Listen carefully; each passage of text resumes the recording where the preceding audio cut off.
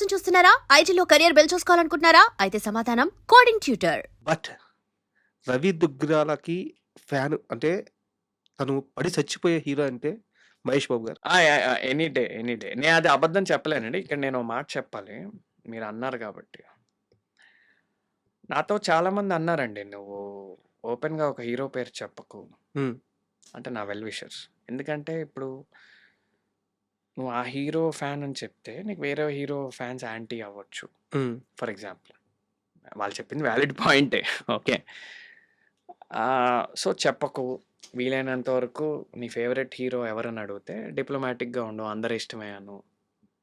అంటే ఈ హీరోలో అది ఇష్టం, ఆ హీరోలో ఇది ఇష్టం. అందరి ఇష్టమేండి, నాకు అందరంటే పిచ్చి అను. యాక్చువల్లీ అందరంటే పిచ్చి నిజంగానే ఉంది. హ్మ్. ఓకే. అన్నారు నాతో. నేను ఒకసారి ఆలోచించా గూడా. Maybe what they said is right. Maybe అంత డిప్లొమాటిక్‌గా చెప్తే మంచిదే గదా అని. ఎందుకంటే నాన్ కాంట్రోవర్షియల్ గదా! యాహ్! నిజంగానే ప్రతి ప్రేక్షకుడు ఇంపార్టెంటే అన్నా గదా! అవును. ఎందుకు ఒకళ్ళ పేరు హైలైట్ చేసి ఇంకొకళ్ళ ఫ్యాన్స్‌ని యాంటీ చేసుకోవడం అనే థాట్ వస్తుంది గదండీ! నా భయాలు నాకుంటాయి గదా! హ్మ్. కానీ ఆగట్లేదుగా మీరెక్కడ. కానీ ఎందుకు అంటే నేను స్పేస్ దొరికినప్పుడే చెప్తా అండి. ఎందుకంటే అండి మేబీ గోయింగ్ ఫార్వర్డ్ అంటే ఇప్పుడు నేను ఫస్ట్ టైమ్ గాబట్టి it's part of who I am గాబట్టి చెప్పాల్సొస్తుంది గానీ, ఇప్పుడు గోయింగ్ ఫార్వర్డ్ ప్రతిసారి చెప్పాల్సిన అవసరం పడకపోవచ్చు. అవును. ఓకే. అందరికి తెలుసు. సో, ఇప్పుడేమవుతుందంటే అండి, నేను వాళ్ళందరికీ ఏం చెప్పా అంటే, మీరు చెప్పింది కరెక్టే. మీరు ఏ లాజిక్ చెప్తున్నారో కరెక్టే. కానీ ఇక్కడ ఒకటండి, ఇప్పుడు మనం ఎవరి వల్ల అయితే సినిమాల్లోకొచ్చామో, వాళ్ళ పేరు మనం మర్చిపోతే, మన రూట్స్ మర్చిపోకూడదనేది నా హ్మ్. ఐడియాలజీ. హ్మ్. నేను నిజంగా ఆ 'మురారి' చూసే నాకు సినిమా పిచ్చి అంటుకుంది. హ్మ్. సో, ఇప్పుడు నేను మరి 'మహేష్' అన్న పేరు ఎక్స్‌ప్లిసిట్‌గా మెన్షన్ చేయకపోతే, స్పెషల్‌గా మెన్షన్ చేయకపోతే, I am not being honest with my self. Hmm. Okay. So, అందువల్ల నేను అయ్యో! You are asking me not to mention a name which is a huge part of my childhood or which is a huge part of my inspiration to get into films, who played a huge part అంటే acting పరంగా గూడా. అంటే ఎప్పుడైనా కలవాలని ప్రయత్నించారా? అయ్యో! అసలు మహేష్ అన్న నేను మొన్న ఎవరితోనో అన్నా అండి. నా ఫ్రెండ్ ఒకతను మన రాజమౌళి గారి కొడుకు అదే ఎస్ఎస్ కార్తికేయ గారికి హ్మ్. కొంచెం ఫ్రెండ్ లాగా అన్నమాట. హ్మ్. ఆర్ ఫ్రెండో సంథింగ్ ఒక అసోసియేషన్ ఉంది. వాళ్ళు హ్మ్. సేమ్ అపార్ట్మెంట్స్‌లో ఉండడమో అలా. హ్మ్. హ్మ్. నా ఫ్రెండ్‌కి ఫోన్ చేసి నేను ఊరికేనే మన వారణాసి ఇదంతా ఈవెంట్ అయింది గదా! అది అవ్వకముందే అంటే ఆ టైటిల్ రాకముందే నేను హీరోగానే చేయాలనుకుంటున్నా. ఆ క్లారిటీ నాకుంది. కానీ 'వారణాసి' సినిమాలో అంటే 'వారణాసి' టైటిల్ తెలీదు గదా! అవును. 'ఎస్ఎస్ఎంబి 29' అప్పుడు. హ్మ్. హ్మ్. హ్మ్. 'ఎస్ఎస్ఎంబి 29లో' మీ కార్తికేయతో మాట్లాడి బ్యాక్‌గ్రౌండ్‌లో రోల్ ఇచ్చినా నేను చేసేస్తారా సెచ్చే గదా!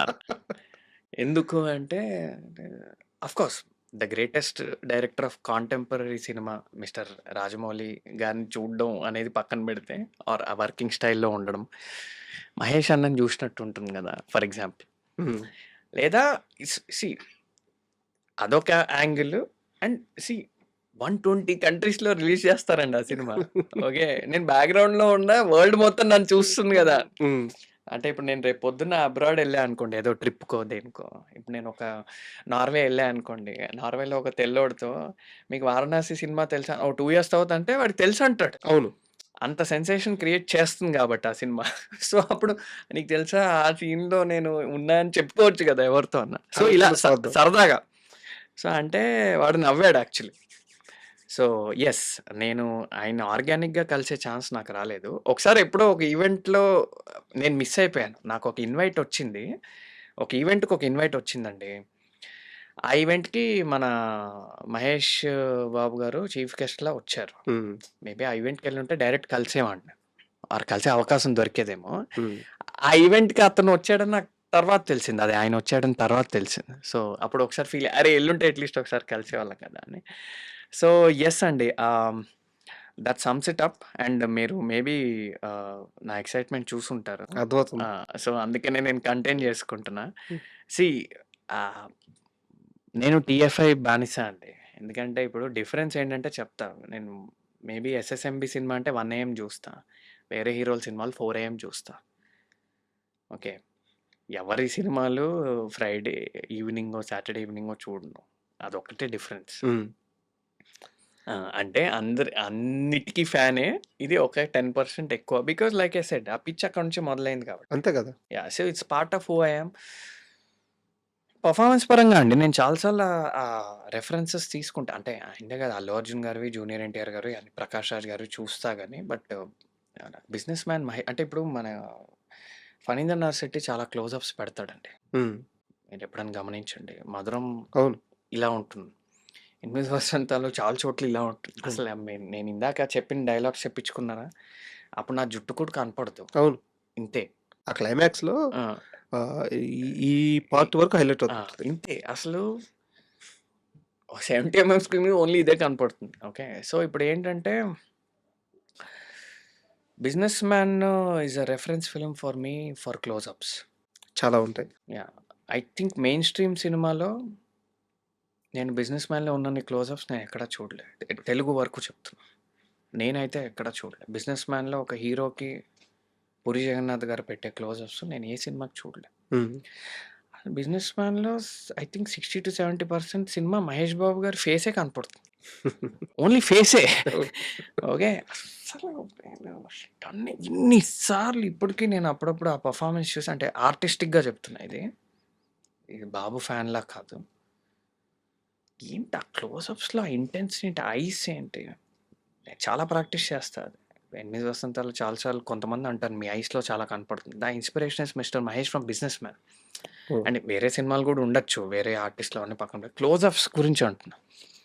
వాట్ ఎ బ్యూటిఫుల్ పెర్ఫార్మన్స్ అండి. అంటే తెలుగు ఇండస్ట్రీలో వన్ ఆఫ్ ద ఫైనెస్ట్ పెర్ఫార్మన్సెస్‌లో ఇప్పుడు 'పుష్ప' అని ఏవైతే కొన్ని చెప్పుకుంటామో 'business man' will be there. Super.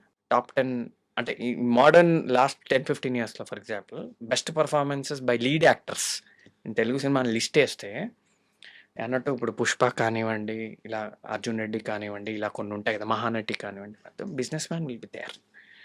Yeah! 'Rangasthalam Ram Charan' కానివ్వండి. యాహ్!